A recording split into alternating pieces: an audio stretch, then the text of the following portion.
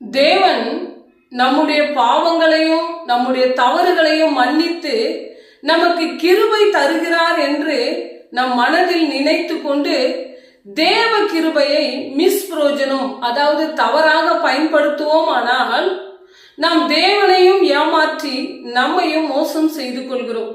இதனால் பாவங்களும் தவறுகளும் அதிகமாய் பெருகுவதால் அதே அளவிற்கு தேவ கிருபை பெருகும் என்று நினைத்துக் கொள்கிறோம். மாறாக தேவ கிருபையை அவர் நிறுத்திவிட்டார் என்றால் நாம் பாவத்துக்கு அடிமையாகி தேவனை விட்டு விலகி நியாய தீர்ப்பில விழுந்து போவோம்.